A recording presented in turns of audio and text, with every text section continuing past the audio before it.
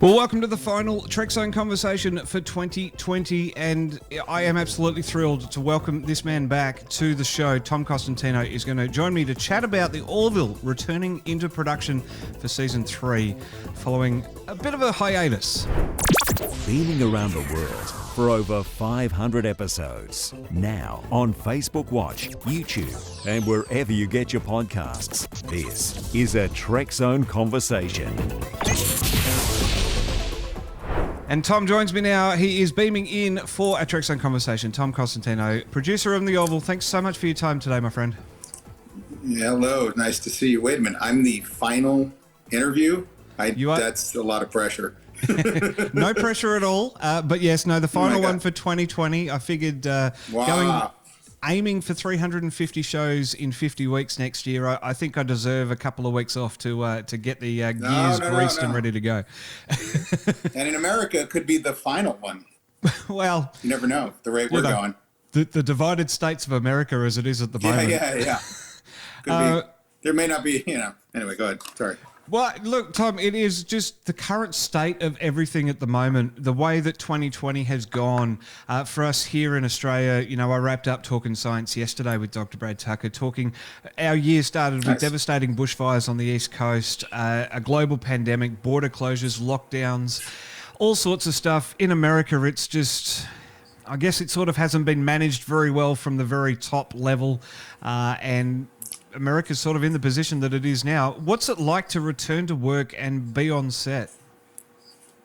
Well, I am not on set. I am in my sort of basement. That's how it's like to be on set. Actually behind me, there's this a secure feed of the cameras that it's not on right now, but so I can kind of see what's going on. I mean, it's just like a luxury, but yeah, it's interesting. Everyone seems to be in good spirits, but it's weird to talk to people on FaceTime or on a phone and you can hear the mask. It's just like you're constantly reminded of the dystopian nature of this all. But considering it seems everyone seems to be doing pretty well.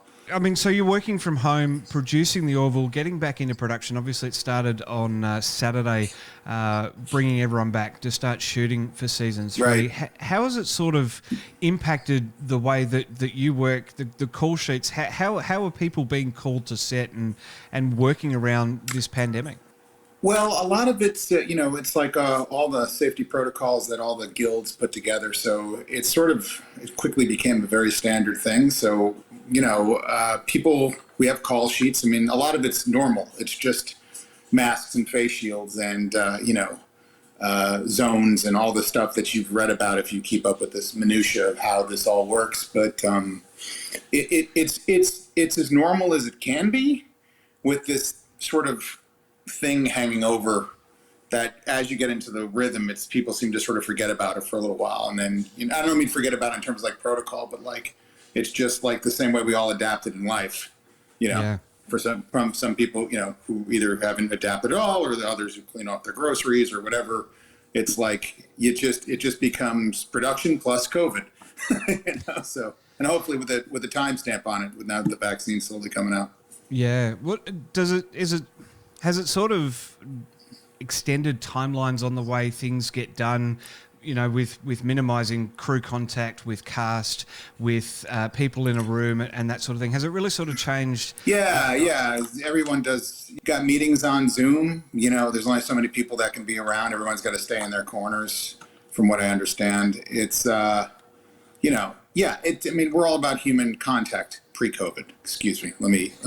You know what I mean? Like, it's a very collaborative process, filmmaking, and so having to do it with all these protocols in place that you obviously absolutely want to do, it's a little sanitizing, maybe would be my word. But I think people get, like anything else, you adapt and get used to it. Like, I couldn't do this 2 years ago. We didn't quite have the technology. Evercast was just coming into, although I use another great system, but like the remote technologies were just coming into play. So it happened. Pandemic happened hit at a time where the technology was just caught up enough for us to sort of make it work. Yeah, I mean, I couldn't imagine. I mean, not a lot was around in 1918, but with the Spanish flu, it would have been absolutely incredible. So, you know, like if we were trying to do, you know, these days, without any of that remote technology capabilities and stuff like that. Oh, no. Yeah, it's just, I guess we take a lot of the stuff for granted these days in being able to do a lot of the stuff for us. In my real world work, it was pretty much an instant change to working remotely, and the system hiccups as more people logged in remotely sort of got solved in the first couple of months, but it really sort of has become this new normal now.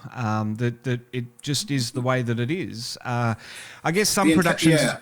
Some productions are a little luckier in that they can, like Superstore, for example, has embraced the pandemic as part of the show, so you're able to sort of carry those things over. But I guess the Orville and a few other shows aren't going to have a pandemic, and I don't think every show should have a pandemic to address the safety measures that are in place. So I guess I would like to think, several hundred years into the future, we fixed it. We just released a canister of gas. The canister of gas is the antidote over the ship. Yeah. So I guess it just sort of extends everything. Are there any sort of restrictions? I know a bit about Australian restrictions with film shoots, but in America, are there sort of restrictions on how many people on set, how many people in shot? I was watching a show over the weekend where it was very clear. I think it was The Blacklist. It was very clear that they could only have two people in front of the camera at a time. Are there any sort of those restrictions in place? I would have studied up had I known. I just know sort of my corner of the world, but there's just tons of protocols in place.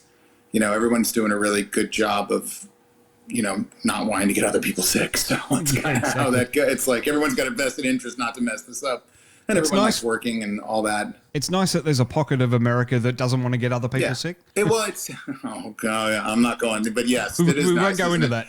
I will at another time. I'm taking a break today from the politics of it all, because I agree with you. It'd be nice if we all wore our masks and did our thing. I was going to say, you know, it's not a free for all. This is the one thing. It's like the sets were open. You know, you can go get lunch. You can kind of go do your thing, but you know, you can't like nobody's grandma's coming over to see the big spaceship on the stage and hang out and check stuff out. And you know, there's no communal dipping bowls of not that there ever were before, but you know what I mean. It's like there's not going to be a big bowl of salsa that everyone's just going to dip into and that kind of stuff. So so it's like the kind of stuff that applied in life kind of applies to shooting life. And it's created a job in a sense, really, this pandemic, in that now there has to be COVID safety officers, and their whole job is to stand back and watch everyone doing their job and making sure that. And I guess that's sort of the thing as well, that it helps that everyone doesn't need to know everything about staying safe. That's now the job of this one specific person. So in a way, if you look at the silver lining, it's created a job or a couple of jobs.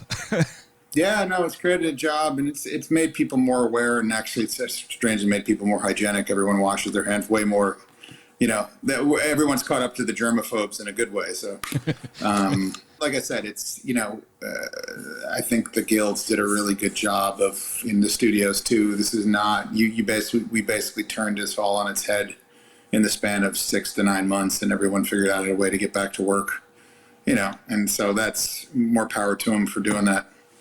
It was a little bit touch and go there in the beginning, though, wasn't it? In terms of trying to find a way forward, a way to deal with all of this. Quite touch and go with the, you know, the nature of work in Hollywood.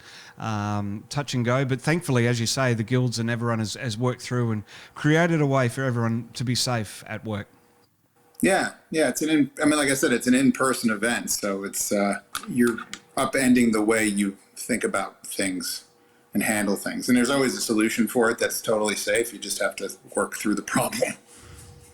Well, when we last spoke, Tom, it was on the move from Fox to Hulu, looking at the way that they would address the release of the third season.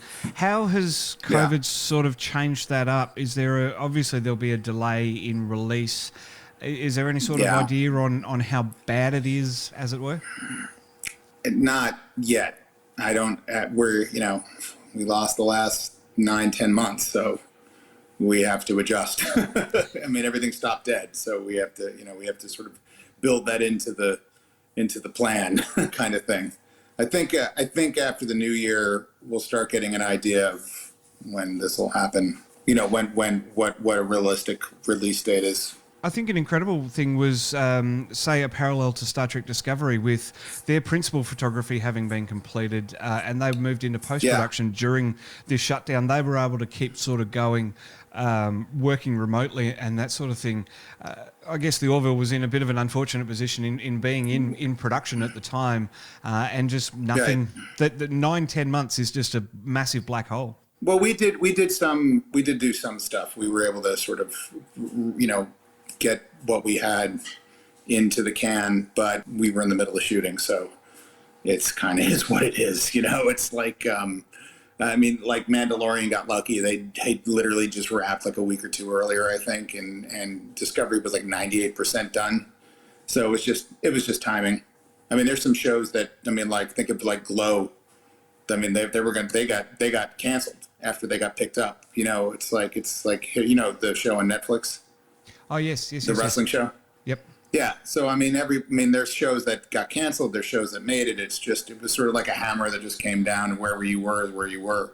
Luckily we were far enough along that they didn't make any other decisions like we don't need you kind of thing. So, because it's expensive to do all this stuff and keep people safe, and more power to them for spending the money. But it's like it definitely has changed the nature of production. Fantastic. All right, Tom, well, we better let you go back to having a look at that secure feed. I wish that we could have a look at it, but obviously it's all top secret until the new year. I would love to show you.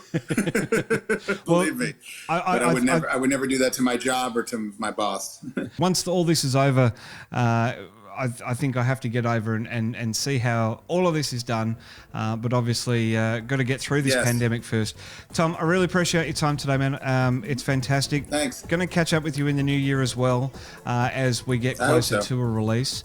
But thanks very much for coming on the Trek Zone conversation today. And thanks for being the last guest of 2020. Thanks.